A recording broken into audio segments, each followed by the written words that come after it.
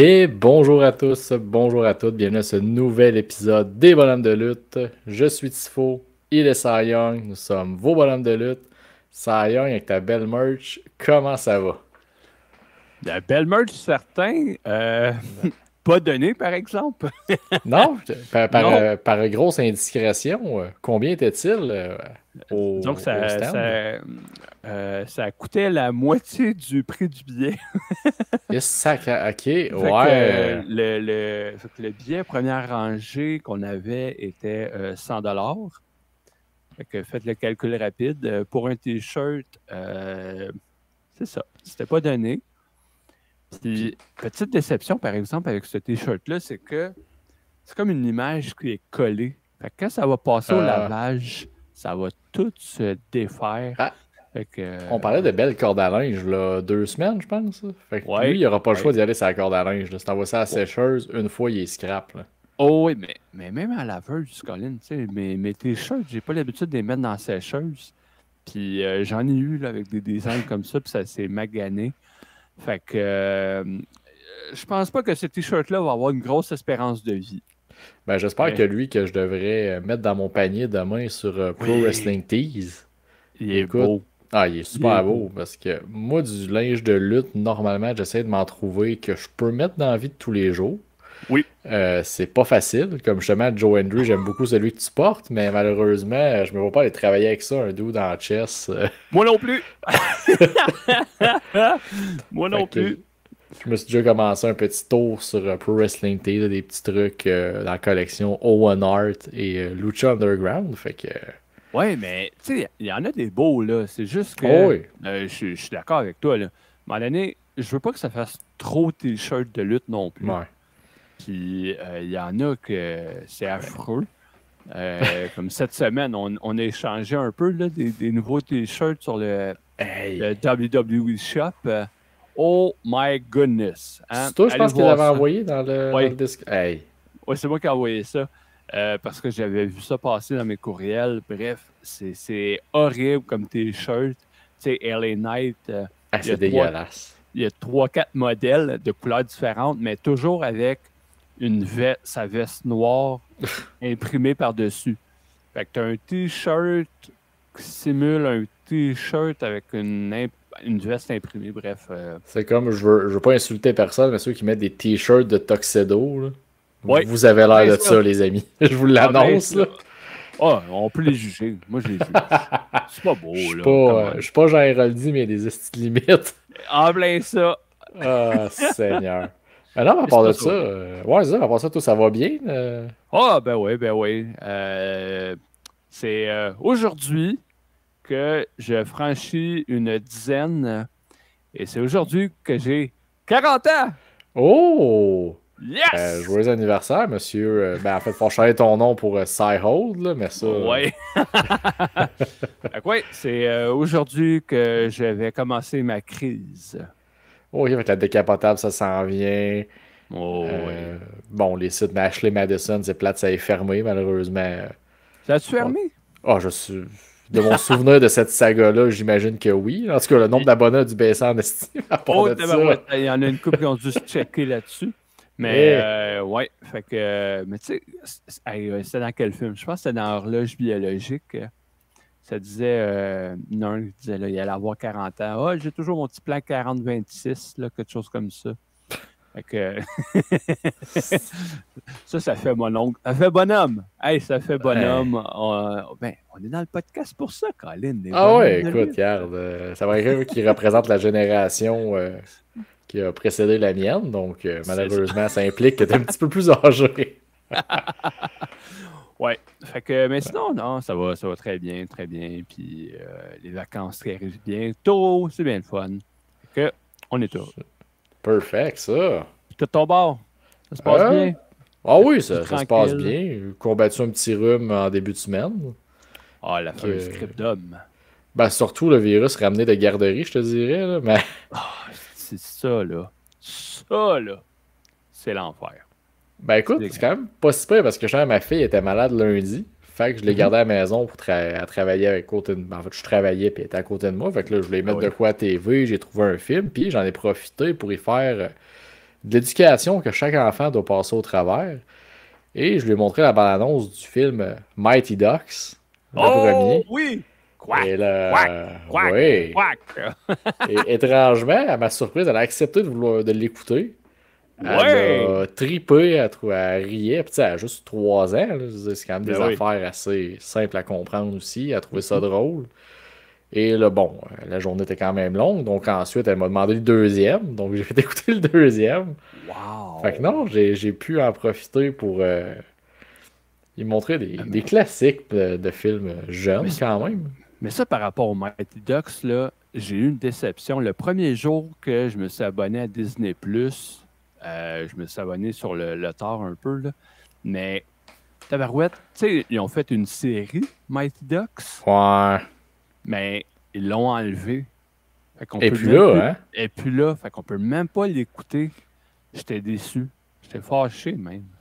Ben écoute, moi, la série elle me rappelle des beaux souvenirs parce qu'elle est sortie justement il y a 3 ans. Donc, quand j'arrivais de l'hôpital avec ma fille, donc je Mhm. l'écoutais tranquille là, des Ah, matins. Colin. La série est pas si bonne que ça, je te dirais. Là. C'est Non, mais c'est pour beaucoup la de trucs. nostalgie. Ben oui, parce que c'est beaucoup de trucs des films qui sont repris, remis dans la série. Fait que c'est ceux qui n'ont pas vu les films, donc les nouveaux jeunes. Je Oui. trouve ça super drôle. Ah ouais, c'est le Goaler, c'est la même affaire finalement. Ah, ben oui, mais tu sais, je m'attendais pas à un chef-d'œuvre, mais tu Non, sais, non, juste non. pour revivre un peu l'histoire, la nostalgie, comme j'ai dit. Et Mais bon, revoir Gordon Bombay Gordon des Bombay années plus tard. avec la triple feinte. Oui, et le lancer coup de poing. Oui! Mais là, trêve de nostalgie, on va passer à de la nostalgie plus récente, notre semaine de lutte.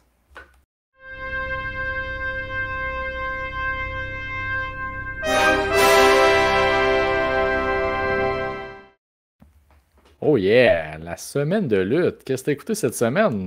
J'ai une semaine un petit peu moins remplie niveau lutte que la semaine passée. Oh, Seigneur, très moins rempli, je te dirais. J'ai juste regardé des highlights à gauche puis à droite. À Ouais. part rattraper le Blood and Guts de la semaine passée parce qu'on enregistrait à ce moment-là. Effectivement. J'ai écouté mais l'épisode de Dynamite d'hier. Là. Ouais. Puis, j'ai accroché beaucoup sur Eggman Page puis Ben Darby oui. Allin. Pourquoi que Eggman est mon MVP? Même s'il perd le combat, je m'en fous. Le gars, présentement, Mm. il est unleashed. Ah oui. Il est sauvage. J'aime vraiment son personnage. J'ai hâte de voir qu'est-ce qu'on va faire avec. Mais jusqu'où on va aller. Mais présentement, pour moi, c'est du bonbon. Il se Ah, fout de tout. Puis c'était violent là, comme combat quand c'était même. un solide main event pour vrai. Je m'attendais pas à Ouais. ça. Puis je l'avais même écrit, je pense, sur le Discord de C'est juste de la lutte, que j'aimais pas le booking de mettre Hangman contre Darby en me Non, moi disant non plus. c'est sûr que personne va gagner de ça. Puis au final, quand j'ai vu le roll-up, j'ai fait ben oui, c'est tout ce que ça Oui. prenait. Puis c'est Oui. bien correct de même. Parce que, exact, moi, ce que j'avais dit, la seule façon que je vois, c'est une disqualification d'Eggman. Puis All Elite, c'est pas la Ben, force de c'est ça. disqualification.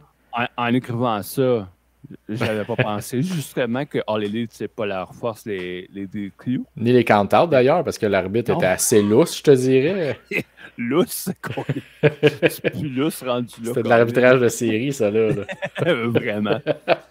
Fait que, non, mais ce combat-là, bien apprécié.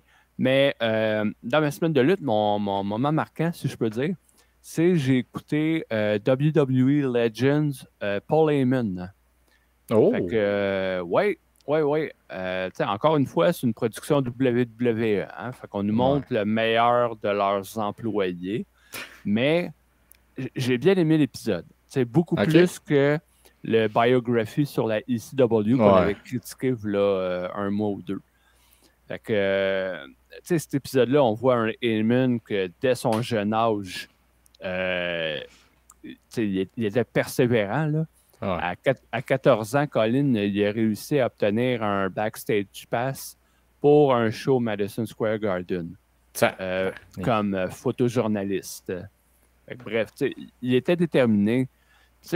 Il peut paraître prétentieux, Raymond. Quand tu l'écoutes. Ben oui, mais c'est mérité quand même, je veux dire. Mais c'est ça, il sait ce qu'il vaut, le gars. Ben c'est ça. j'aime ça. J'aimerais ça avoir cette confiance-là, à un moment donné, Ben oui. de dire hey, regarde, c'est comme ça que ça marche. Moi, je suis capable de le faire. Puis ça marche pas. Regarde, moi, aller ailleurs, puis c'est pas plus compliqué que ça. Fait que lui, il a cette confiance-là. C'est beau.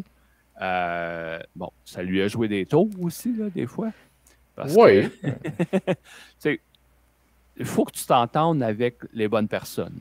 Puis des fois, mais Eamon, il ne s'entendait pas toujours avec les personnes avec qui il devait bien s'entendre. Non, puis ça n'empêche pas non plus qu'à un moment donné, peut-être qu'un de tes très bons amis souhaite te tirer dessus avec un fusil à WrestleMania non plus. Là. Fait que, tu sais, des fois... Tommy Dreamer. Effectivement.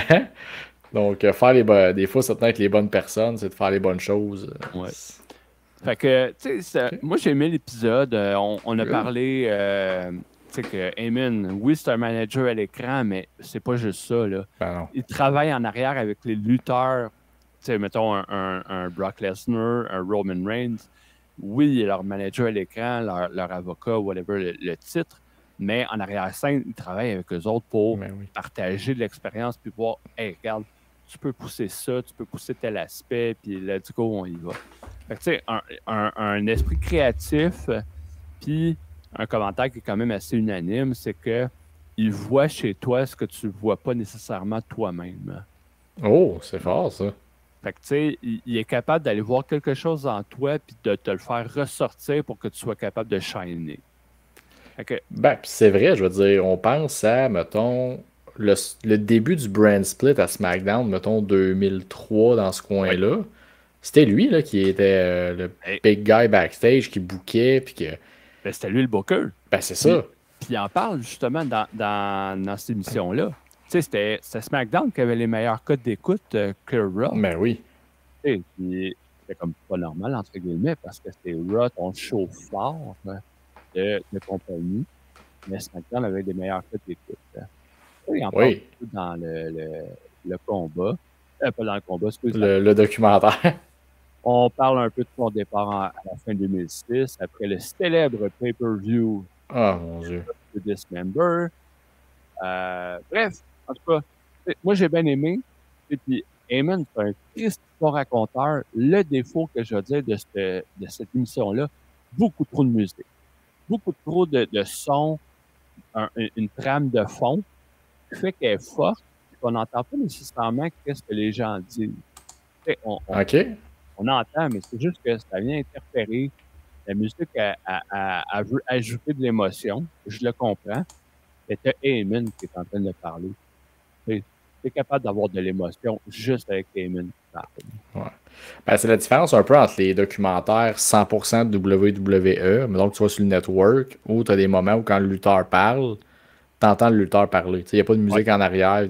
Puis là, vu que c'est fait avec A&E, je pense. Oui, exact. Évidemment, ça, c'est un produit un peu différent. C'est un peu un documentaire style Canal D, mettons. Fait que, il va y avoir de la petite musique en arrière, là, le petit moment. Fait que, oui, c'est une différence de production qui démontre un petit quelque chose aussi que c'est pas nécessairement la WWE qui a la main sur le produit. Ce qui fait que tu peux avoir des petites vues un peu différentes, un peu moins manipulées. Mais au final, ils ont quand même un mot à dire, c'est la cote là, de ce qu'on va avoir. Là. Fait que si tu as la chance de l'écouter, c'est une bonne petite heure, 50 minutes, là, mettons. Ouais. Je vais t'avouer que ma watchlist là, de la biographie Legend là, que je vais écouter est pas mal.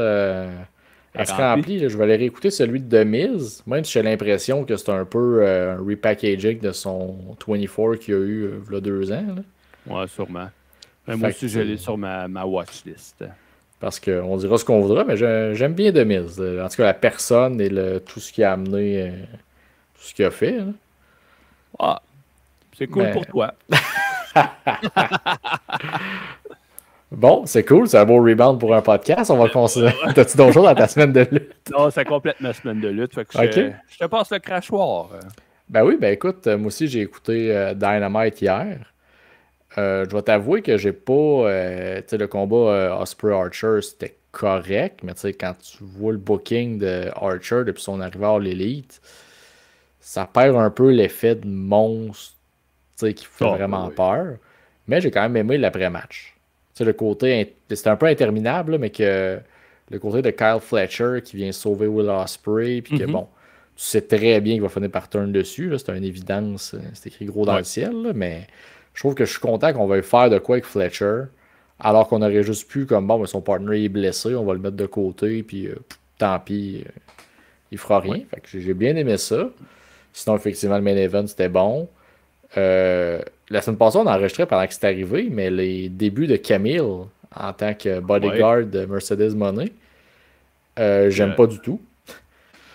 Je trouve pas ça le fun, dans le sens que tu signes quand même une free agent qui était, comment dire, voulue. La WWE la voulait, eux la voulaient, puis TNA la voulait. Fait que les trois voulaient la signer.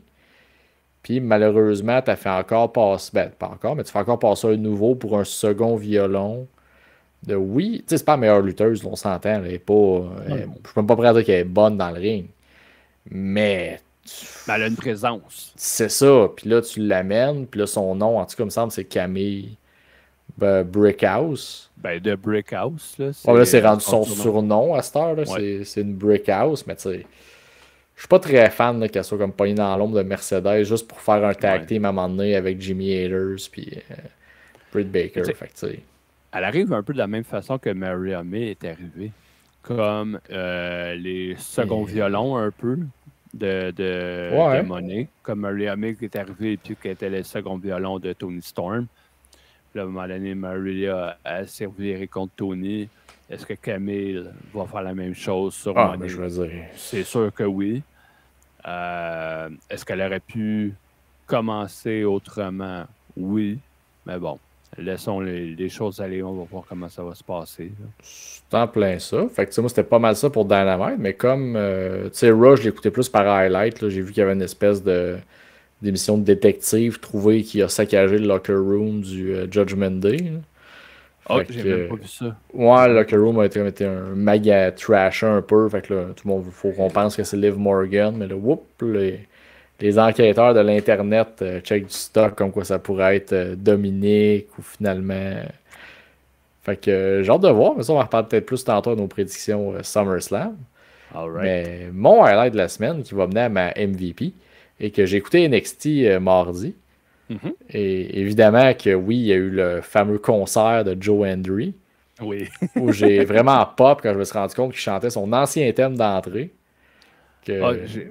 Je connaissais pas son ancien thème d'entrée. C'est ça, c'était dans le fond, son thème. Là, il a rechangé les paroles, évidemment, mais c'est à peu près pour que ça fit. Mais il restait quand même dans les mêmes refrains un peu, c'est ce qui changeait ce qu'il y avait autour. Puis, je trouvais ça cool. Puis, évidemment, avec la fin, là, que Gallus l'attaque. Moi, ça me laisse présager que possiblement dans les prochains tapings là, à Tampa, même la semaine prochaine, peut-être que les Hardys vont popper à NXT, d'après moi, pour... Oh, ouais. Ben, je me dis, Gallus, c'est un Écossais et deux frères. Donc, pourquoi pas faire un peu le miroir de l'autre côté, Joe Hendry avec deux frères. Vu de même. Parce que sinon, assurément, je pense que le plan, c'est que Joe Hendry se ramasse de l'aide de TNA. La logique va être pourquoi quelqu'un d'NXT irait l'aider à part Trick Williams, que lui est déjà dans une histoire avec Pete Dunne. Fait que, tu sais... Mais tu sais, ramener les Hardys, t'es fait-tu ramener NXT? Ben...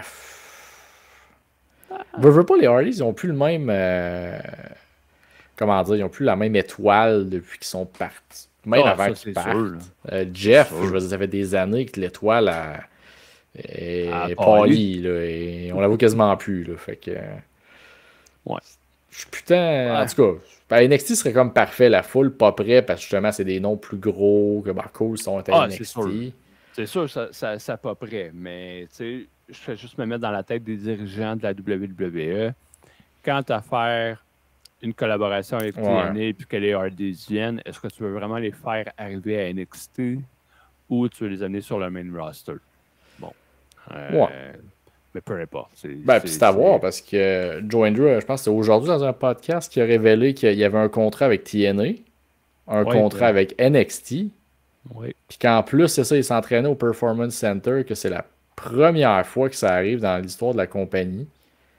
Puis qu'en plus, il peut prendre des bookings indie. Le gars, quand même, il est hot solide, là. C'est sûr que c'est une nouvelle gestion aussi. Oui. Parce qu'avec Vince, ça n'aurait jamais été ça. En tout cas, l'histoire nous dit que ça n'aurait pas été ça.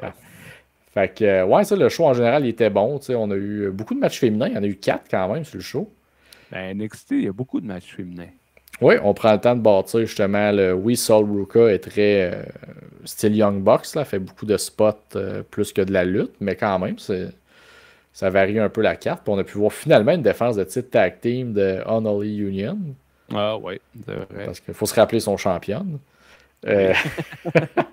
Fait que ouais, ça, ils ont lutté contre les deux filles de Metaphor. Fait que c'était un bon petit opener. Mais tout ça amène au main event entre Roxanne Perez et Tia Hale.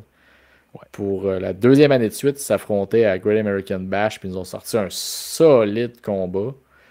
Puis là, ça en a une bâtir Roxanne comme faux pour qui va venir la détrôner. Là? Julia, Stephanie Baker. C'est ça. Il y en a une autre là qui. Vada?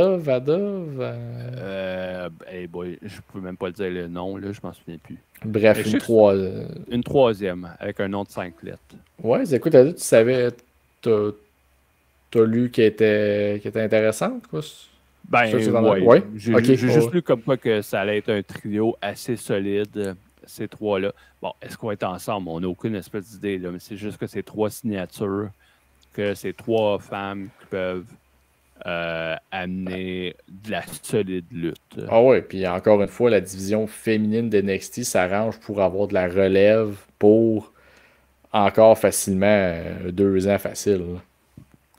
Oui, avec ces 3-là, parce que même s'il y a beaucoup de combats féminins à NXT, c'est pas tout de la qualité. Non. Mais non. On a parlé, le Sol Ruka contre Kelani Jordan. C'était un combat de gymnastique qu'elle avait fait à Heatwave. Je pense qu'on n'avait même pas parlé.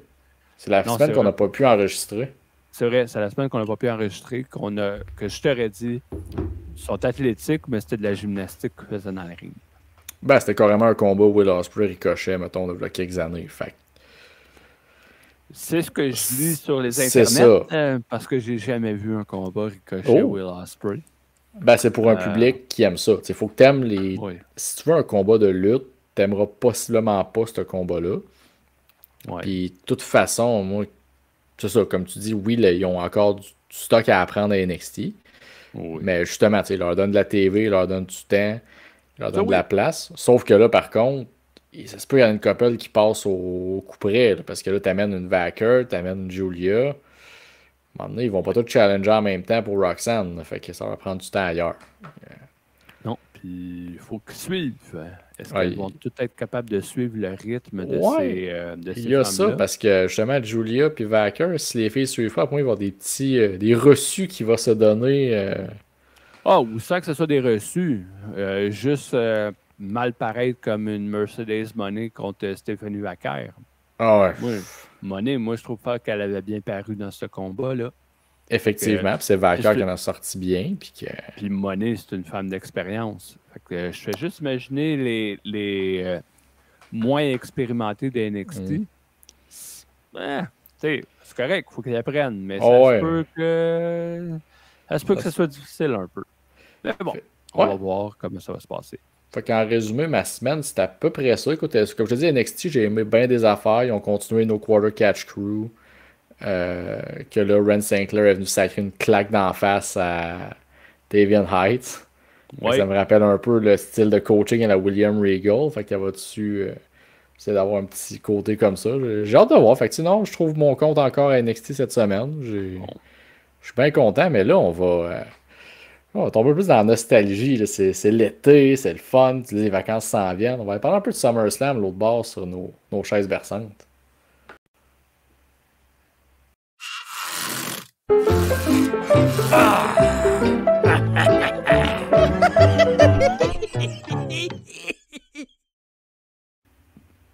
Good! Hey, je m'ennuie de ce thème-là. Fait quelques semaines qu'on l'a pas fait jouer avec notre spécial la semaine passée sur Heatwave. Oui! Allez l'écouter si vous ne l'avez pas écouté. Ça peut vous donner le goût de plonger dans une certaine nostalgie. Oui, si vous voulez me voir en look d'été, de plage et de vacances, c'est l'occasion parfaite. avertissement, mettez votre cerveau en mode Ah oui. 1998. Puis ça se pourrait que vous ayez envie de repeindre un peu une pièce de votre maison là, après avoir écouté le show. Là. Il y a Ça se pourrait. quelques jokes de peinture et d'échelle. Fait que, aujourd'hui, dans notre discussion de bonhomme, on parle de SummerSlam. On s'était dit, parlons d'un combat marquant puis d'un pay-per-view marquant. Effectivement, je vais te laisser commencer avec ton pay-per-view marquant si tu es prêt. Mon pay-per-view. Ah, ça peut être ton combat. Ouais, je vais aller avec mon pay-per-view parce que j'en ai pas. Hein? Ouais, ben, je vais expliquer pourquoi. J'ai pas tant de pay-per-view marquant. Moi, j'ai pas cette mémoire-là. On dirait, je suis capable de mémoriser certains combats marquants, mais une carte complète, j'ai de la misère. Par contre, j'ai des souvenirs reliés à SummerSlam. Et là, je vais remonter à SummerSlam 91. OK, j'avais moins 2 ans, je t'écoute. Parce que, tu sais, c'est vraiment pour les souvenirs, là. SummerSlam 91, je venais d'avoir 7 ans. Fait que j'étais encore très jeune. Fait que, évidemment, je ne l'ai pas écouté live. Par contre, avec mon père, ce qu'on faisait, c'est qu'on allait au club vidéo, on louait un VHS. Ça, c'était une cassette. Là, ouais, ça, j'ai connu ça. OK. Il fallait que tu rewind avant de la ramener au club vidéo, sinon tu avais une amende. Effectivement. Mais, fait que c'est ça, fait qu'on avec mon père, on avait loué le pay-per-view. Puis bon, une fin de semaine, j'étais allé chez ma mère, j'amène la cassette. Avec ma mère, on s'en va chez une de mes tantes qui habitait sur la Rive-Sud dans une tour d'appartement. Le soir, tout le monde est sur le balcon en train de regarder les feux d'artifice de la ronde. Moi, petit cul, je suis dans le salon et je suis en train de regarder mon pay-per-view de SummerSlam avec le mariage entre Macho Man et Miss Elizabeth. Il y avait un de mes favoris à ce moment-là, Ultimate Warrior, qui se battait en finale avec Hulk Hogan contre un trio qui était Colonel Mustafa, un autre, puis Surgeon Slaughter. Tu avais le combat tant attendu entre Virgil et Ted DiBiase. Quand même! Un combat entre Big Boss Man et The Mountie, où est-ce que le perdant allait passer une nuit en prison. C'est tellement parfait les années 90. Donc là, je me souviens du Mountie qui perd le combat, qu'on l'amène à la prison, on prend ses empreintes digitales, il essaie de résister. En tout cas, c'était de toute beauté. Puis, c'était le combat où Brett a battu Mr. Perfect pour le titre intercontinental. C'était son premier titre solo à Brett. Fait que, c'était pas un gars-là qui avait un gros work rate là, dans le ring. C'est pas terrible, là, nécessairement. Non, mais il sonne le fun, me semble.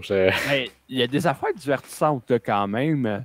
Puis, tu sais, moi, c'est ça. Ce pay-per-view-là, il me rappelle des souvenirs, des petits culs qui écoutent ça chez sa tante dans une grande tour pendant que tout le monde est en train de regarder l'international Benson and Edges, parce que c'était le même que ça s'appelait dans le temps, à la ronde. Fait que ça, c'est mon gala marquant. Okay. Mais t'en avais-tu d'autres? Tu disais que tu avais des souvenirs de même. T'en as-tu d'autres qui te viennent en tête? Oh boy, ben tu sais... je vais pas te pogner Flatfoot non plus, mais des fois... Non, mais tu sais, 92, c'est celui qui est en Angleterre, à London. Brett contre British Bulldog. T'avais un combat là-dessus, c'était Rick Martel contre Shawn Michaels. C'était 2 heels. Les deux se battaient un peu pour Sensational Sherry. Puis il y avait comme il y avait comme une gimmick dans le combat où est-ce que les deux ne se donnaient pas de coups dans le visage. Parce que les deux, c'est des pretty boys qui voulaient pas ça. Entre autres. Fait que, tu sais, ça, c'est un autre souvenir que j'ai. D'autres pay-per-view, évidemment, dans les années 80. Ultimate Warrior qui bat Honky Tonk Man en 30 quelques secondes, qui était un adversaire mystère. C'est pour ça, moi, c'est plus ça que j'ai comme souvenir, plus qu'un gala au complet. Je sais parler de ton gala à toi, et après ça, je vais vraiment parler de mon combat marquant, que lui, c'en est tout un. Encore dans les années 90, par exemple, je te dis d'avance. OK. Je t'invite à À parler de toi, ton pay-per-view marquant qui doit être dans les années 2000.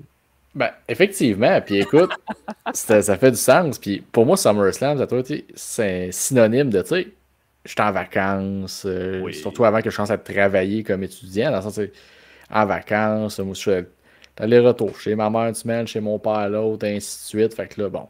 Mais la seule affaire stable que j'avais, c'était le vendredi soir, c'était SmackDown. Puis le lundi, j'écoutais mon Raw. Fait que tu sais, l'été, tu sais, pas de stress avec rien. Puis Pas la de route, contrainte de temps. Avec non, l'école non plus. à Tu peux rien. l'écouter au complet. Puis la route vers SummerSlam, on dirait que j'ai toujours trouvé ça le fun. Peu importe les années, que ce soit 2006 avec la DX, que ce soit toutes ces années-là un peu. Puis ça m'amène à SummerSlam 2007, Oh. qui est pas une carte non plus avec un gros work rate. Parce que sur cette carte-là, t'as Great Khali contre Batista. Fait que tu sais, en partant, on s'entend que le work rate, il prend une petite volée à ce moment-là. Là. Puis que le combat dure même pas une minute, je pense. 7 minutes, puis la note sur Cage Match, 0.90. Ben, c'est ça, j'ai mis. Donne-moi 2 petites secondes. J'ai pris en photo justement sur Cage Match qu'est-ce qu'il y en était de la carte à peu près. Mais tu sais, les raisons pourquoi j'ai aimé ce pay-per-view-là, pour des raisons très émotionnelles, c'est que tu as le retour sur la même carte de Rey Mysterio, qui revenait après quasiment 1 an d'absence, affronter Chavo Guerrero, qui lui l'avait blessé. Puis justement, c'était une époque où je suivais beaucoup ça, puis que je ne pas tant ce qui se passait sur Internet. Fait que tu sais, moi, il était blessé, puis il était parti. Puis je trouvais ça cool de ça. Ils ont teasé ça longtemps, puis dans la rivalité, justement, un vendredi soir d'été, je check ça, puis Tony Chemol, il part Welcome back to SmackDown, Rey Mysterio. Et non, c'est Chavo qui arrive déguisé en Rey. Fait que là, j'étais investi quand même dans cette histoire-là. Fait que j'étais content que Rey revienne. Puis sur la même carte, t'avais miroir complètement à ça. À Raw, t'avais Triple H qui revenait lui aussi de 8 mois d'absence. Après, s'était éclaté le genou dans un combat tag team contre Rated RKO. OK. Ouais, c'était sa deuxième blessure au. C'était sa blessure au quad, ça? Oui. OK, parce que je sais que ça l'était éclaté contre Chris Jericho puis Chris Benoit. Ça, c'était la première fois. Puis la deuxième fois, c'était contre Rated RKO. C'est ça. Puis là, ça a fait que Triple H a manqué quand même un Rumble, un WrestleMania, ainsi de suite. Puis aussi, la rivalité, c'était quand même niaiseux. Là. C'était King Booker qui s'appelait The Real King. Puis là, il s'assassinait avec Jerry Lawler pour que finalement Triple H revienne à WrestleMania, à SummerSlam avec une solide shape. Il avait perdu il était rendu plus le Triple H, plus petit un peu, mais cut. Là. Okay. Il avait perdu sa shape de Triple H à la Batista, ouais. Puis c'est niaiseux, mais sur la carte, t'avais aussi MVP qui challenge Matt Hardy dans un concours de calage de bière. Oh, God! Comme arbitre spécial, nul autre que Stone Cold Steve Austin. Fait que, tu sais, moi aussi, des affaires wacky de même un peu. Tu sais, SummerSlam, c'est le fun, c'est toujours un côté. Tu sais, il l'appelle pas le biggest party of the summer pour rien. Puis, tu sais, t'avais un combat CM Punk contre John Morrison. Puis, c'était dans le chase de CM Punk qui n'arrivait pas à gagner le titre contre Morrison. Puis, ça, t'as la vidange de Khali contre Batista qui. Ouais. C'est de la merde parce que d'ailleurs, en faisant mes recherches, je me suis rendu compte que 2 années de suite, à SummerSlam 2017 avec Khali contre Batista pour le titre World Heavyweight Champion. Okay. Puis l'année d'après, t'avais Triple H contre Great Khali pour le titre WWE. Fait que c'est des années quand même rough, je te dirais, pour le. Assez difficile, hein? Pour le titre principal de SmackDown. Là, ouf. Hey, mais je regarde la carte là, justement sur Cage Match. T'as 2 combats seulement qui font plus que 10 minutes. T'as Ray contre Chavo qui fait 12 minutes 20. Puis le main event, John Cena contre Randy Orton, 21 minutes. Le reste, c'est tout en bas de 8. Ouais. 1, 2, 3, 4, 5. 5 combats. Ah, t'en as un qui fait 8,50. C'est le triple threat entre. Non, c'est Kane contre Finlay. Ah, ça, ouais. Ça, c'est quand même. Hey, ça, pour un Kane versus Finlay, là, 8 minutes, c'est quand même trop pour ce que c'est supposé être. Là. Surtout que Finlay, dans ces années-là, avait pas 35 ans. Là. Non. Puis, tu sais, j'ai dit la note Cage Match pour Batista et Great Khali. Mais tu as une bataille royale pour l'aspirante numéro 1 au titre Women's. Colin, 0,92. Ah, mais ça, c'était l'époque des Bikini Battle Royale, puis des Battle Royale où ils se tiraient de l'eau, puis des balles de Ouais, mousse, ça. ouais, effectivement. Mais tu sais, t'as quand même Beth Phoenix, Victoria, Mickey James, Melina. Tu sais, Ouais. Melina, c'est pas une lutteuse à tout casser, mais tu sais, elle était déjà plus lutteuse que Maria, que Kelly, que Crystal. Ah, ouais, Crystal Ah, était là-dedans. Ah, ouais, si bol. Layla, Jillian Hall, Michelle McCool, puis Tori Wilson. Ben, c'est ça. C'était une époque de diva assez. Tu sais, c'était niaiseux, mais c'est quand même un 2-3 ans juste après qu'il ait comme inclus plus de lutte féminine, si on veut. Tu sais, avant SmackDown, on n'avait presque pas. Fait que tu sais, t'étais quand même vraiment dans un début ouais. Ouais, c'est. Tu sais, Ouais. c'était encore des high candy, c'était encore des dames pour lutter en petite tenue, et faire plaisir à beaucoup trop de monsieur avec des 34 poses. Ouais, c'est ça. Je crois qu'à cette époque-là, c'était plus les caméras digitales qui commençaient, là. Ouais, ouais, à ce moment-là, oui. Il est tout petit, là. Ok. Fait que, tu sais, c'est ça. Puis, tu sais, j'aurais pu aussi te dire SummerSlam 2008, c'est un peu la même affaire, là, tu sais, de la belle nostalgie, le fun, là. Ben oui. Puis, tu sais, on en reparlera pour les combats, mais tu sais, il y en a quelques-uns qui m'est venu en tête, mais je finis par en setuper juste un, là. Mais c'est ça, tu sais, pour moi, SummerSlam, c'est vraiment un synonyme de nostalgie, de vacances, de soirées chaudes d'été où tu t'installes devant ta TV avec l'air climatisé, puis Oh yeah. t'écoutes de la lutte, là. Fait que. Ah! Ah, ben, bon choix, bon choix. Tu sais, je te dis pas que j'irai regarder la carte, là, Non, non, non, mais. non. Ça prend l'effet nostalgie. Un peu comme on parlait des Heatwave, et ça prend une nostalgie pour vraiment Oh, l'apprécier. oh Ben, tu sais, oui. SummerSlam 2007, il faut que t'aimes écouter du Cat de Luna à pu finir dans la soirée parce que c'était la toune de l'été. Oh là là. Non, on va. Ouais, je vois ça, le thème. Wind up. Non, c'est pas pour moi, ça. J'en suis surpris. Écoute, moi, je vais enchaîner avec mon combat marquant. Ouais, vas-y.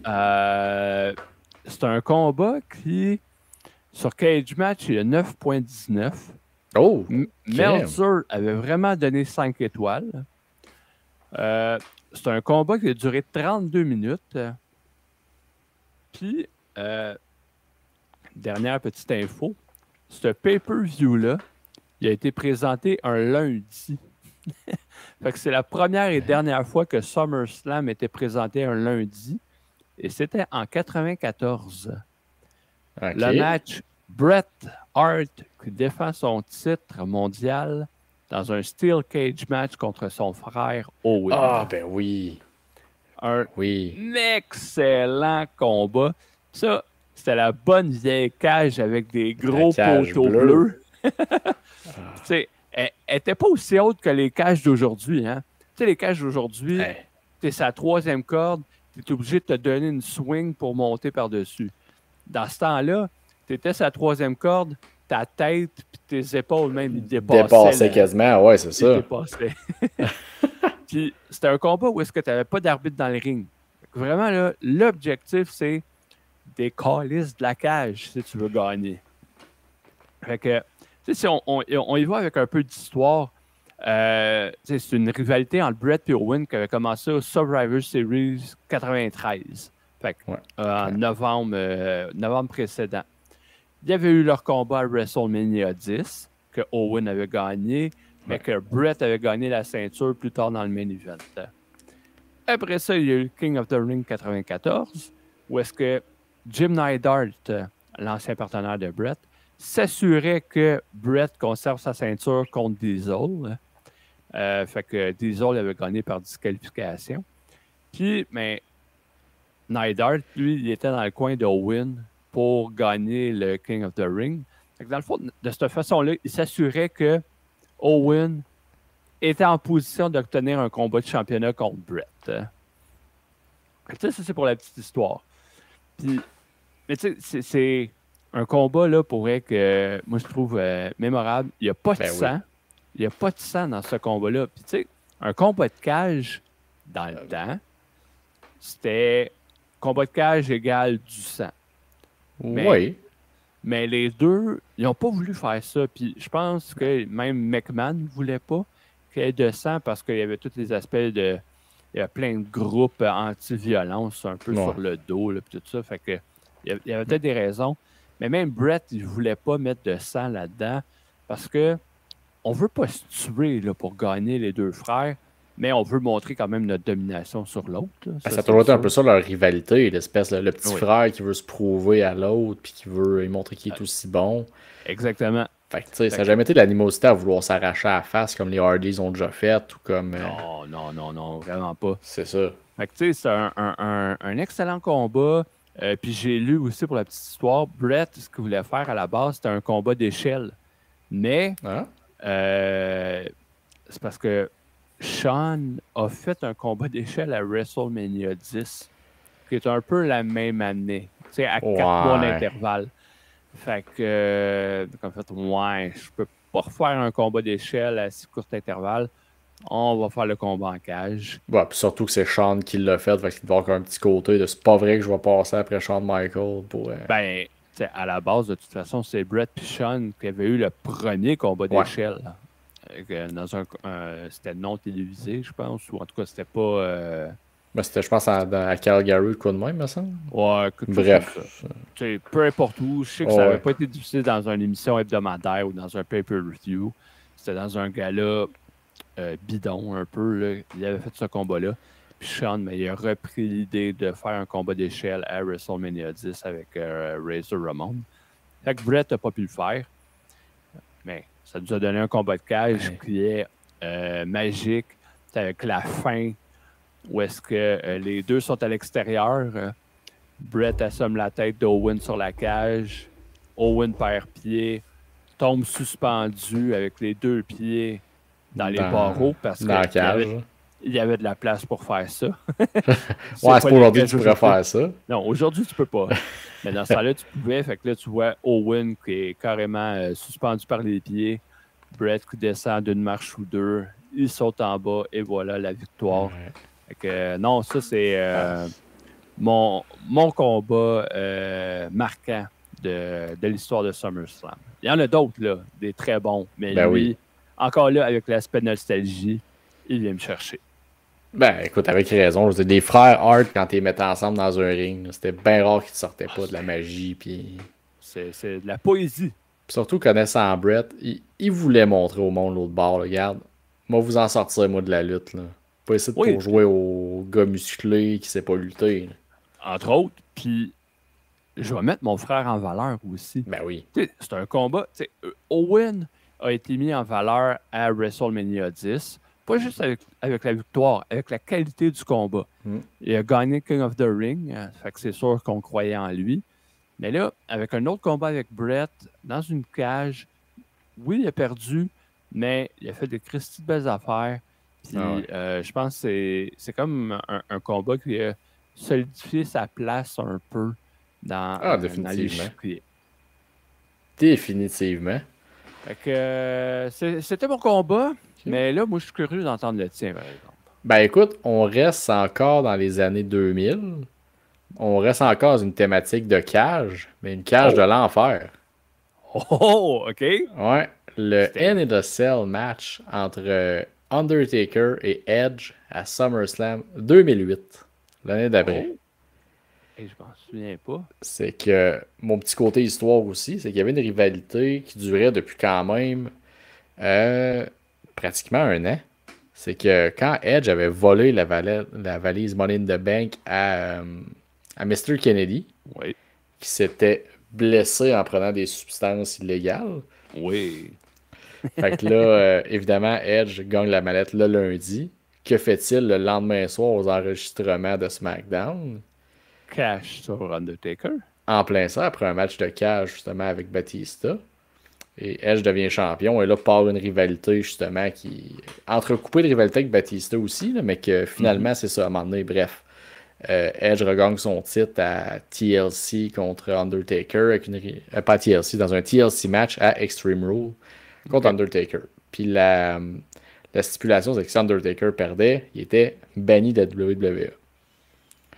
Fait que là, quelques mois après, bon, Edge se fait pogner les culottes baissées avec Alicia Fox, qui était sa préparatrice de mariage, avec nul autre que Vicky Guerrero. Et là, elle, fâchée, lui annonce qu'elle a reinstated The Undertaker. Mais ce n'est pas tout. Que Edge allait l'affronter dans un Hell in a Cell à SummerSlam. Fait que là, t'as Undertaker qui revient en beau Simonac après Edge.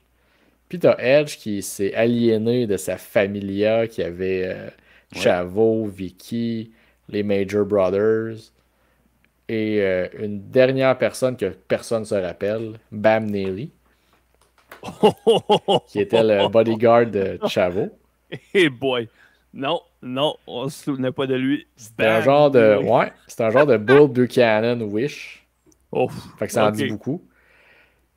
Fait que c'est ça, écoute, ce combat-là, écoute, pour ce que c'était, c'est une de mes rivalités préférées de Edge. Puis c'est le Edge que j'ai toujours aimé, l'Ultimate Opportunist, le mange-marde qui s'en sort tout le temps. Puis de là, de voir Undertaker qui revient puis qui en sac une dans la cage. Puis de toute l'histoire qui amène là, de Edge qui essaie de trouver qu'est-ce que ça prend pour battre l'Undertaker. Il demande à Mick Foley. Mick Foley dit faut que tu ressortes le même Edge que tu avais à WrestleMania 22 quand tu m'as fait passer dans une table en feu. Puis le match, il est violent sans être du Blood and Guts, mettons. C'est un match quand même. Barbare.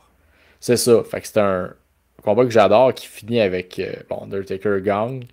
Puis à la fin, il passe Edge à travers le ring pour que Edge. En enfer. En enfer. Pour finalement revenir à Survivor Series plus tard et s'inclure dans un triple threat entre Triple H et quelqu'un d'autre. Bref, il repart le titre. Okay. Classique Edge, là, il revient, il voit le titre puis il s'en va. Fait que moi, pour cette rivalité-là, c'est ça. Edge Undertaker, c'est dans des années que la WWE, c'était pas génial. Là, non. C'est ça. Fait que c'était la fin d'une époque un peu. Undertaker commençait beaucoup plus à être dans le côté je passe 6 mois, je reviens, je passe 6 mois, je reviens. Parce que c'est la dernière grosse rivalité, le fun, qui est allé sur longtemps. Puis c'est ça. La nostalgie de Edge, moi, dans son époque, avant qu'il se blesse justement, puis qui était ton heel principal, j'ai toujours. Mais ça a été une bonne rivalité qu'ils ont eu ces deux-là. Même là, je ne suivais pas beaucoup le produit. Mais, encore là, je suivais des highlights. Je regardais un peu les storylines, qu'est-ce qui se passait. Mais Undertaker et Edge, oui, ils ont eu une solide rivalité là, qui a aidé Edge encore à vraiment, c'était pas. Puis, justement, c'est Jim Ross qui le dit au début du combat. Il dit il y a peu de gens dans WWE qui ont été autant une épine dans le pied à Undertaker que Edge. Fait que c'est ça. Fait que c'était le fun de revoir Edge, justement. C'est un combat que j'ai besoin d'écouter une fois de temps en temps. De revoir comme je disais, Edge au top de sa game, puis Undertaker encore capable de lutter avant qu'il tombe plus magané. Puis évidemment, Undertaker dans un Hell in a Cell, il n'y en a pas beaucoup de mauvais, je te dirais. Hein. Pas beaucoup, non. Fait que c'est ça, tu sais. Puis on peut repasser rapidement à d'autres combats si t'en as en tête qui t'ont flashé un peu, mais tu sais. Le fameux match HBK contre Hulk Hogan en 2005. Oh, come on! Où est-ce qu'il oversell tout, là. C'est terrible, ça. Terrible. Non, moi, les autres combats, tu sais, c'est... j'ai noté, là, Brett contre Mr. Perfect. J'en ai parlé un peu tantôt, là, quand à SummerSlam 91. Brett contre le Bulldog à SummerSlam 92. Avec un Bulldog qui est... comment dire, hangover. Il n'y avait pas le dos pété, il n'y avait pas... en fait, Bulldog, moi, de ce que je me souviens, il était tellement anxieux, excité, whatever les raisons. Il avait pris un solide coup la veille, ou du moins, il a pris des substances, que ce soit drogue ou alcool, là, peu importe. Fait que le combat, là, il ne s'en souvenait pas, mais pas en tout.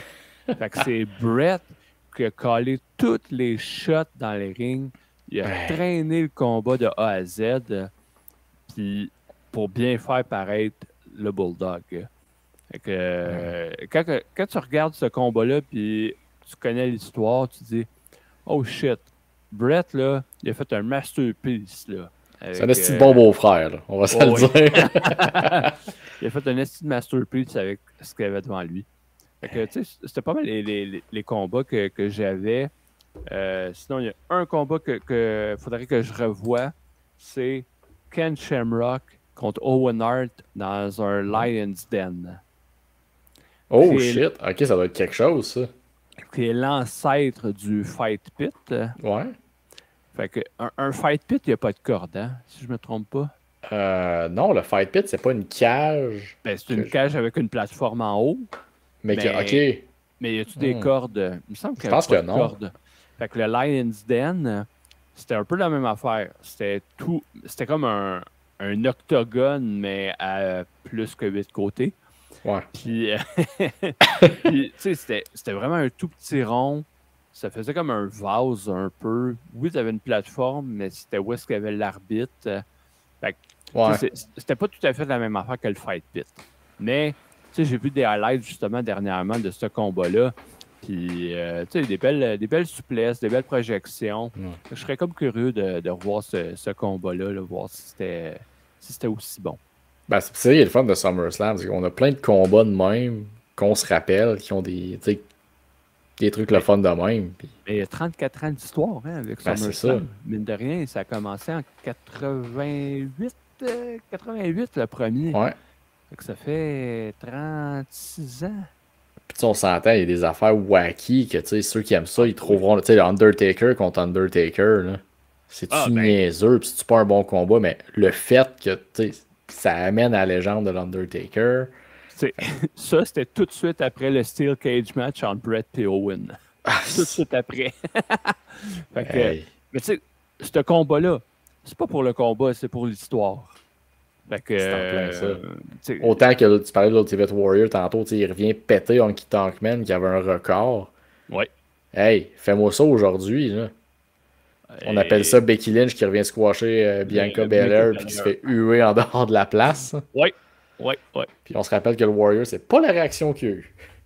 Non, il a été acclamé, mais tu sais, Honky Tonk Man, il était heel versus Bianca Belair qui ne l'était pas. Fait que les rôles étaient inversés un peu. Effectivement, fait écoute, c'est notre petite portion nostalgie de l'épisode. Puis si vous avez à nous partager vous pouvez nous écrire sur les médias sociaux, soit sur Instagram, Twitter, dans le Discord, peu importe, de moments SummerSlam qui vous ont marqué. Gênez-vous pas. Mais là, en parlant du passé, on va aller faire un tour dans le futur. On va faire nos petites prédictions pour le SummerSlam dans la fin de semaine.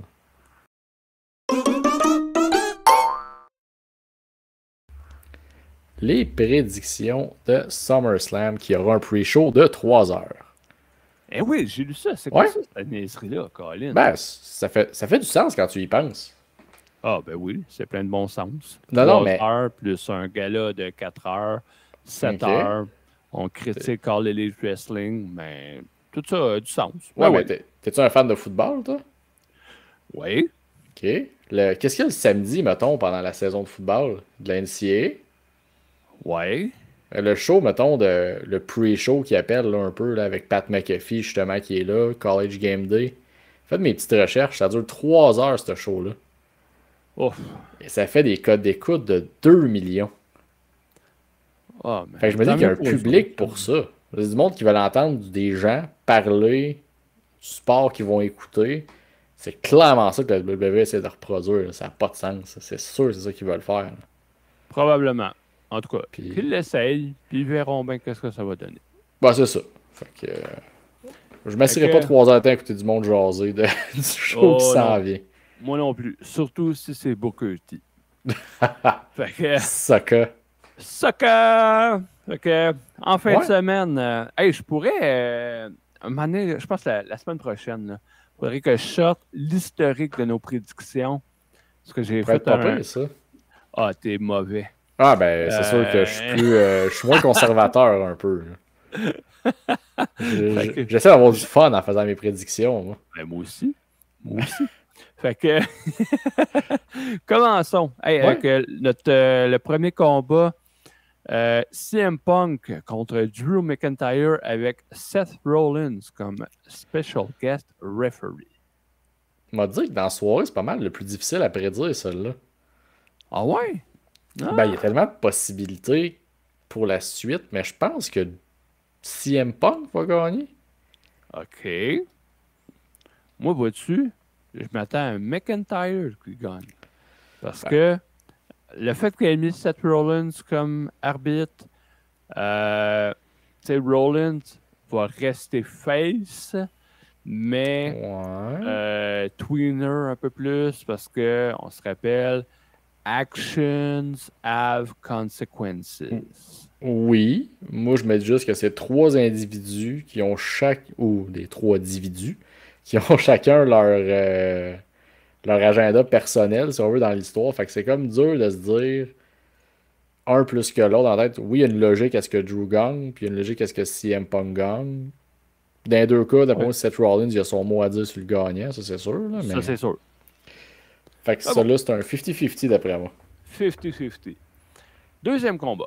Pour le championnat WWE des femmes, Bayley qui défend son titre contre Nia Jax, la Queen of the Ring. Ça, faut s'en rappeler. Elle nous le rappelle. Ouais. C'est bien tout ce qu'elle peut nous rappeler.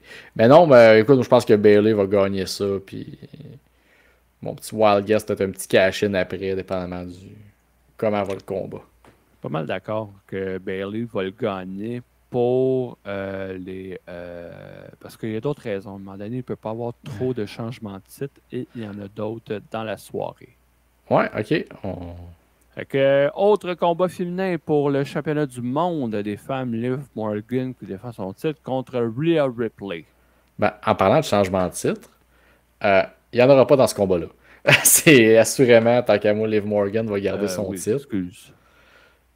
Comme on parlait tantôt un peu en parlant de... Je pense que comme tout le monde s'y attend, là, un turn de Dominic Mysterio et une partie du Judgment Day. Non, voyons. C'est pas évident comme ça. Écoute, c'est écrit au crayon gras, mais des fois, c'est important d'écrire des choses au crayon gras.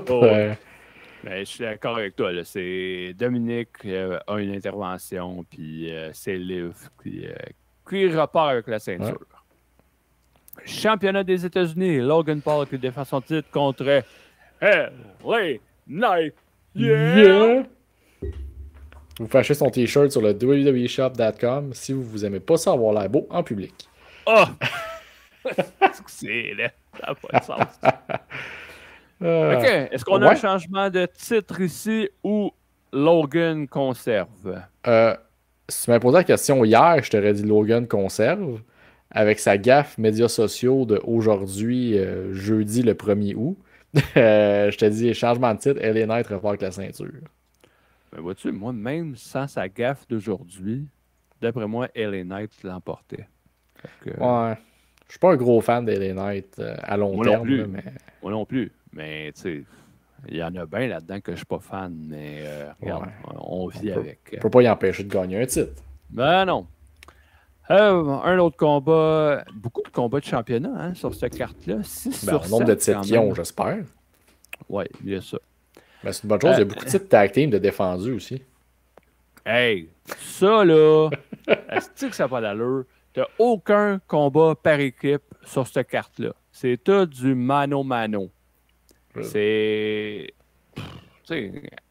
On a déjà parlé des divisions par équipe ici, puis dans nos premiers épisodes. Puis, tabarouette. Moi, je me disais, Vince, il aimait pas ça, la lutte par équipe. OK, c'est une chose. Triple H, NXT dans le temps, il en mettait en valeur. Il y avait des bonnes équipes. Ben oui. Puis là, on arrive sur le main roster. Il y a fuck all qui se passe avec les équipes. C'est plate. Puis tu sais, je comprends qu'ils essaient de créer des espèces de super SmackDown avant le pay-per-view. Les 2 titres par équipe vont être en jeu de demain / ce soir pour ceux qui l'écoutent le vendredi. Justement, les DIY contre Jacob Fatu puis Tamatonga. Je l'aurais pris sur la carte. Ben oui. Puis le match féminin est moins, mais en tout cas. En fait, je te dis oui, mais non. Non, parce qu'il n'y a pas un build-up. OK, oui, le Bloodline a eu le titre d'aspirant numéro 1 la semaine passée à cause du Gauntlet. C'est vrai. Là, tu as ton combat de championnat la semaine d'après, mais il n'y a aucune rivalité entre les deux. OK, oui, tu as ton combat parce que tu as mérité, parce que tu es le number 1 contender, mais ça prend plus que ça à un moment donné pour investir les gens dans un combat. Puis justement, tu as une carte là avec quoi, 7 combats. Les 7, pratiquement, c'est des histoires Oui, ça, slash moyen-long terme. ça, faut leur donner, par exemple. Tu sais, je critique le fait qu'il n'y ait pas de combat par équipe, mais les fleurs que je donne sur cette carte-là, il y a du storytelling en tabarouette. Puis pour SummerSlam, c'est parfait. C'est pas ton deuxième plus gros pay-per-view de l'année, à moins que C'est supposé. Puis Fait que l'année là, prochaine, il va être sur 2 soirs. Fait que tu as En intérêt à donner du prestige à SummerSlam. Fait que, ceci étant dit, après cette parenthèse, ce serait pas un épisode des bonhommes de lutte sans plusieurs parenthèses. non. Fait que Braun Breaker qui challenge Sami Zayn pour sa ceinture intercontinentale. Est-ce que c'est le moment de Braun? Ben là, je pense que juste par le principe qu'il peut pas en perdre 2 de suite à un moment donné, là, je pense que c'est le moment. Fait que, Ouais, ben, moi aussi, je suis d'accord. Aux grandes dames de Sami, là, mais. Ben, il y a eu une belle run, puis. Ben, il a relevé le titre. Il a pas, le titre n'a pas perdu de valeur après le règne de Gunther. Fait que déjà ça en partant, c'est très bon. C'est une bonne chose. Sami est rendu, c'est niaiseux, mais il est rendu plus gros qu'un titre. Il part des rivalités sans titre. Fait que déjà là, je suis all-in. 100% d'accord. Championnat du monde chez les hommes, Damien Priest qui défend son titre contre Gunther, le ring général, le King of the Ring, name it. Avec tu te mouilles, je vais le dire. Ouais, moi, je te laisse y aller. Moi, je vais avec Gunther. OK? Damien Priest, on a fait le tour. Là, il va embarquer dans l'histoire du split, du Judgment Day. En tout cas, moi, Gunther, je vois pas Gunther perdre. Là, ça serait. Je sais pas, ça marche pas. Je suis d'accord, puis justement, je pense pas que le turn complet du Judgment Day sur Priest va se faire là. Je pense que ça va être plus au rematch. Fait que je pense que Gunther va gagner clean / Ludwig Kaiser ou Giovanni Vinci. Peut-être revenir. Même ceux qui l'ont tué. Là. Il va peut-être revenir. Fait que tu sais, je pense que Gunther devrait gagner. Je pense que la logique veut ça. Puis encore une fois, Priest, j'ai pas été un fan de son règne, mais regarde, il a fait ce qu'il avait à faire. Fait que on peut passer à un autre champion. Puis là, le dernier combat pour le championnat incontesté de la WWE, Cody qui défend son titre contre Solo. Solo, c'est bien beau avec sa gang, là, mais je le vois pas gagner la ceinture. Puis Roman va arriver quelque part dans la soirée. Ben, oui, on a le même pic en partant que c'est sûr, c'est Cody. Là, à moins de, on s'entend, on dit que Cody va gagner, mais c'est pas impossible qu'il y ait une niaiserie de disqualification ou count-out, peu importe. Là, mais non. On s'entend que la logique veut que quand même, puis il n'y a pas de changement de titre. Puis c'est ça. Moi, la petite parenthèse, c'est-tu Roman ou The Rock qui pourrait se pointer à la fin du show? Roman. Roman pour ralentir Sikoa et sa gang, puis The Rock va arriver après pour dire à Roman, hey, qu'est-ce que tu fais là? Les autres sont là pour défendre vraiment l'honneur. Puis, moi, je dis plus Roman avant The Rock. Ben, assurément, le pop devrait être quelque chose. Ben non, c'est le genre de voir. Écoute, c'est avec l'arrivée de la Bloodline qui va prendre un autre niveau encore, parce qu'il y a encore d'autres niveaux, ça a l'air à cette rivalité-là. Oui, on n'a pas fini. Non, puis j'ai hâte de voir Solo aussi, c'est nous sortir il est dû pour avoir un bon combat, là, qu'on se dit, garde, il peut être dans le main event sans avoir l'air d'un tout nu dans le ring, là, fait que... Fait que ça me... Juste une prédiction qui diverge. Ouais, puis c'est comme je te dis, c'est pas le combat qui me déchirait le plus dans la carte, là, que... Pas misère à avoir un ou l'autre l'emporter, ou même une niaiserie de genre aucun de vous deux gagne parce que Seth Rollins c'est un fucker puis il veut vous faire chier. On n'est pas à l'abri de ça. À suivre. Samedi en soirée. Ouais, pour ceux qui vont l'écouter en direct, sinon les autres, ça sera en reprise. Ouais. Fait que, mais là, on va pas conclure là-dessus. T'as des petites surprises pour nous dans ton enclos. Oh yes, on s'en va dans l'enclos.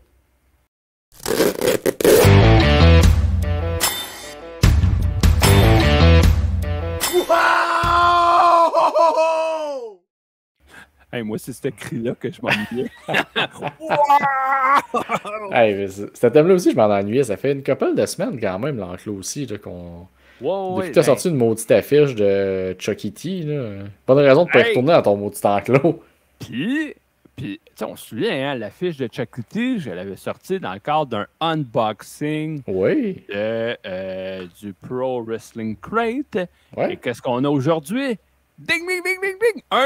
Oh! Un nouveau Pro Wrestling Crate du mois de juillet. En fait, les 2 derniers mois. Fait que, on va ouvrir ça tout de suite à l'instant. Voir qu'est-ce qu'on a dans cette merveilleuse petite boîte. Pour ceux vous avez pu remarquer que Cy Young n'a pas décidé d'utiliser un couteau ou un exacto. Non, j'ai pris. Une petite pelle à gyps. Oui, ouais, très petite. Fait que là, je ne regarderai pas. Tu sais, il y a une belle petite carte, ça dit qu'est-ce qu'il y a dans le. Ah, faut pas briser la magie. Non, non. Fait que là, tout de suite en partant, on a un t-shirt noir qui est de. Je sais pas qui. Oh, John Moxley. C'est sûr qu'il y a une tête de mort dessus. Ouais, une tête de mort avec. C'est marqué You Sick. Tu sais, on parlait de t-shirt de lutte tantôt qu'on peut porter à la job. Ça n'en est peut-être pas un.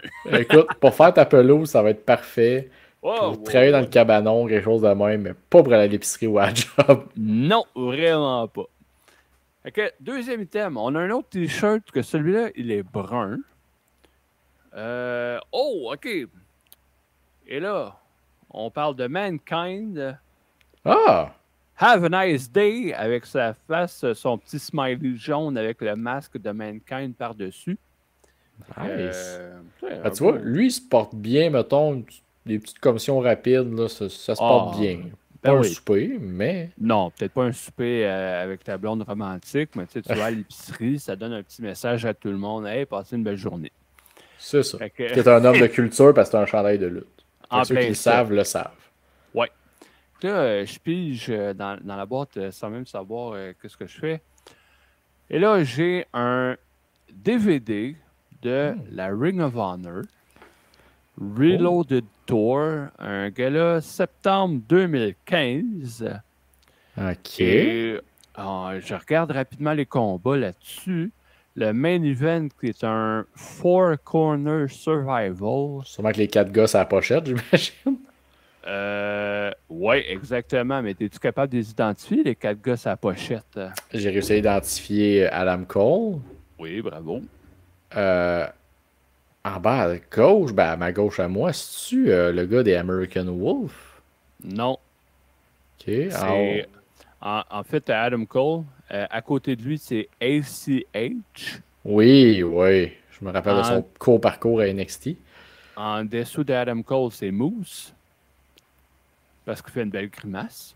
Puis Ouais. l'autre, c'est Michael Elgin. Oh Seigneur, ok. Fait que t'as deux personnes avec des petits problèmes un peu de comportement. Et t'as Moose Oui. et Adam Cole. Exactement.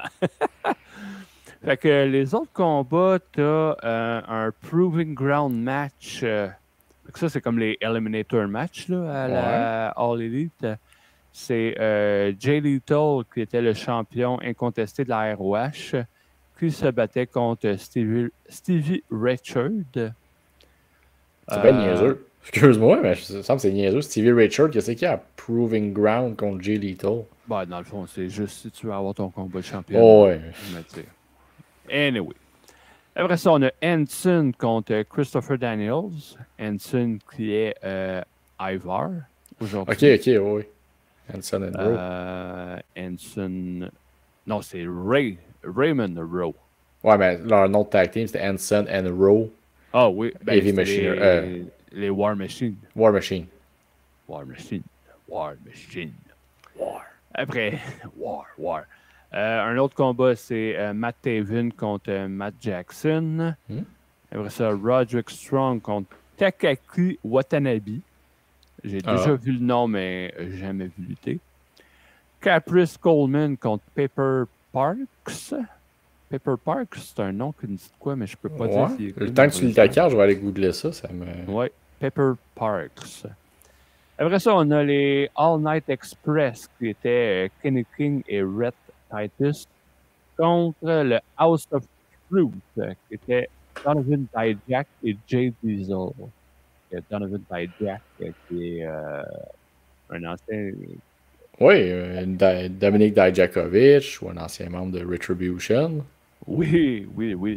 Puis un dernier combat, Woman of Honor match, Veda Scott contre Sumi Sakai. Oh. Pour la réponse, M. Pepper Parks est le conjoint ou l'ex-conjoint de Bonnie. C'est nul autre que The Blade. Oh! Okay. Anciennement Braxton Sutter de TNA. OK. Mais ouais, ouais. Je connaissais le nom, mais c'est ça, j'aurais pas été sur lui.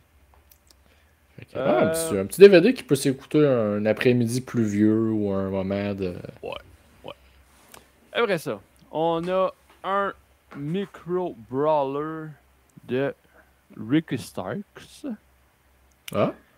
Je sais pas qu'est-ce qui se tire en arrière des oreilles, mais bon, c'est assez particulier. Et oh là là là là là! Tu sais, tantôt, je te parlais d'un combat où est-ce que le perdant allait passer la nuit en prison. Ouais? Eh bien, drôle d'adon. De Mountie! Ah, nice! Et, Monsieur Rougeau en personne. Ben oui, puis j'ai la version Chase en plus. Pour un collectionneur comme toi, c'est quand même pas si pire. Ben oui. Fait que là, il va falloir que je regarde à quoi que ressemble la version régulière. Mais ouais, fait que The Mountie, I'm the Mountie. Il a-tu son petit bâton électrique? Oui, ben oui. Hey, il est subtil parce qu'il est sur son kit rouge, là. Mais Ok, ouais. C'est pas pareil, là. On fait de la belle radio, hein, ici. Juste là. Ok. En tout cas. De toute façon, tu vas prendre quelques photos pour mettre ça sur nos pages Instagram et Facebook. Absolument, comme ça, on va vous montrer à quoi ça ressemble. Et là, il reste 3-4 items.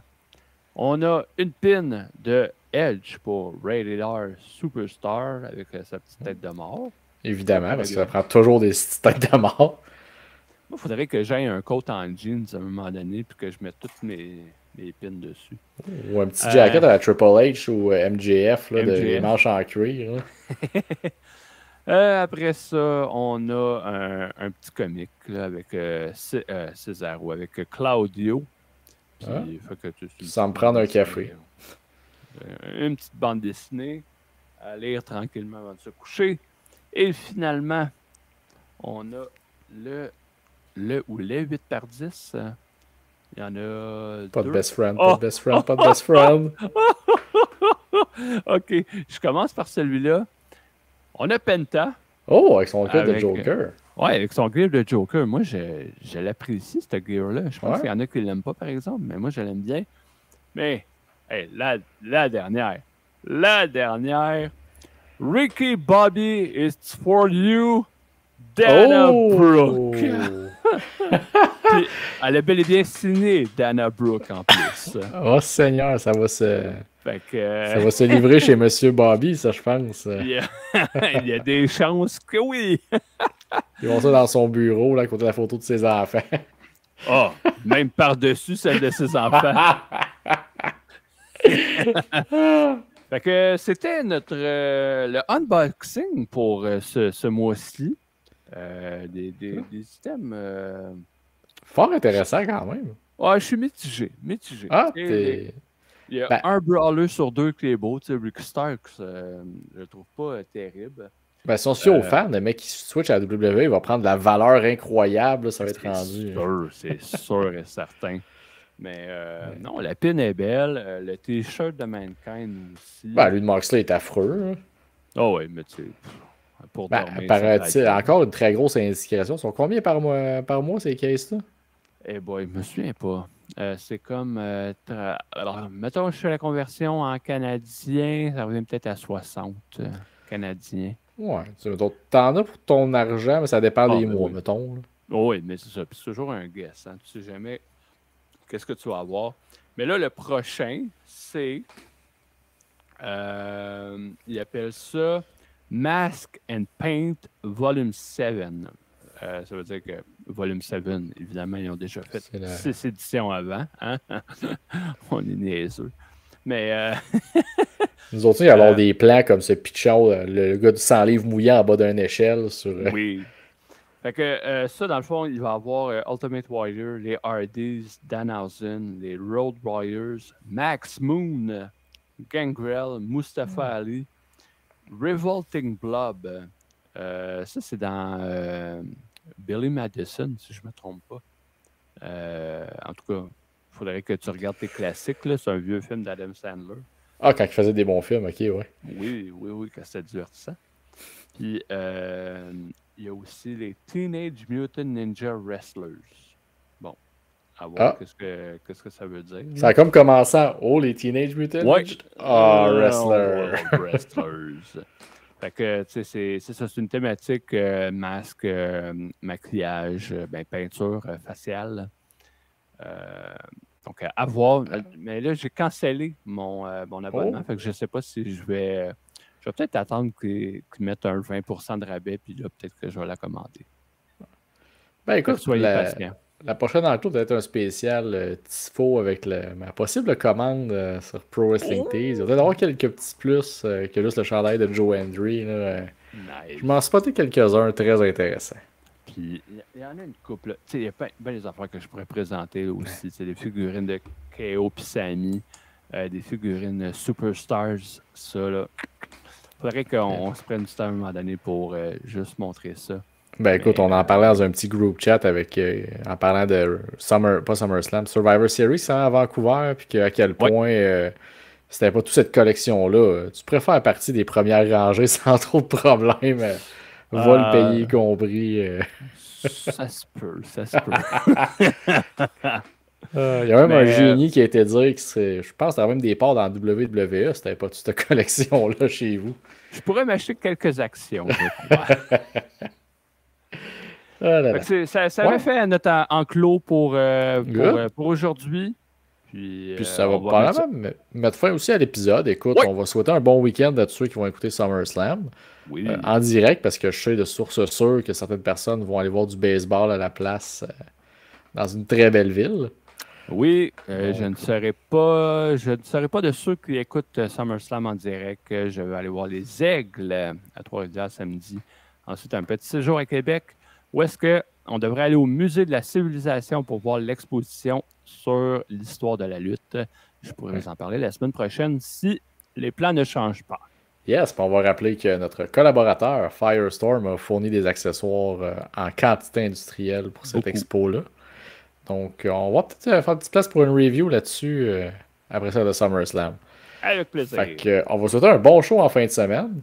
Puis là-dessus, tout ce qu'il reste à dire, c'est je suis Tifo, il est Cy Young, nous sommes vos bonhommes de lutte. On vous dit à la semaine prochaine.